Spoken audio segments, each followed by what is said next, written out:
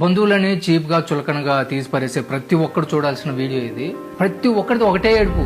డబ్బులుంటే పలకరిస్తారు, లేకపోతే మొహం చాటేస్తారు. వాళ్ళు మనుషులు కాదు, రాబంధువులు అంటారు.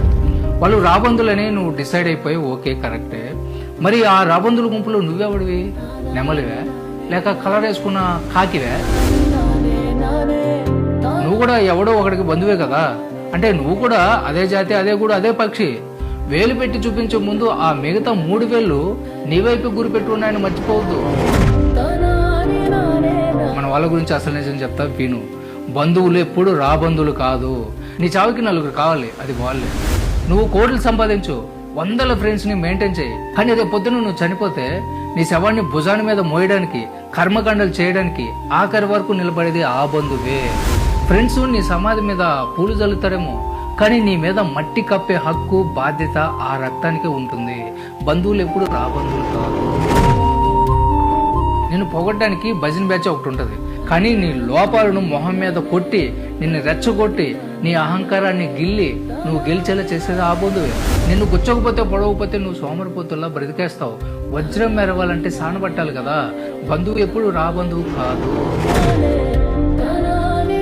బంధువులు ఏమనుకుంటారో అన్న భయం మన సమాజంలో చాలా తప్పులు జరగకుండా అవుతుంది.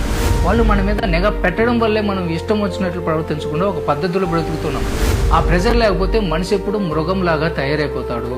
బంధువులు ఎప్పుడు రాబంధువులు కాదు.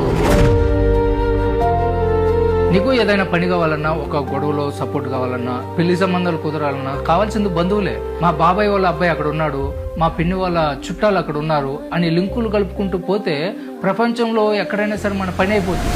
ఆ లింకు కలిపితే ప్రపంచం మొత్తం మనదైపోద్ది. బంధువులు ఎప్పుడు రాబంధువులు కాదు. రాబంధులు అని తిట్టి ఆ నోళ్ళే అవసరం వచ్చినప్పుడు నీ గురించి 10 మందికి గొప్పగా చెప్పి నీ పనే అలా చేస్తారు. నీ కొడుక్కో కూతురుకో రేపు పెళ్లి కావాలంటే మంచివాడు అని సర్టిఫికేట్ ఇవ్వాల్సింది వాళ్ళే. బంధువులు ఎప్పుడు రాబంధువులు కాదు. వాళ్ళు మాటలంటారు, కుళ్ళుకుంటారు, మన ప్రవేశం దెబ్బతీస్తారు, నిజమే.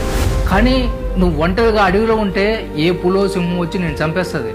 అదే నువ్వు ఒక మందలో ఉంటే ఆ మందలో గొడవలు ఉన్నా సరే బయట శత్రువు వచ్చినప్పుడు అందరూ ఏకమైపోతారు. బంధువులు రాబంధువులు కాదు.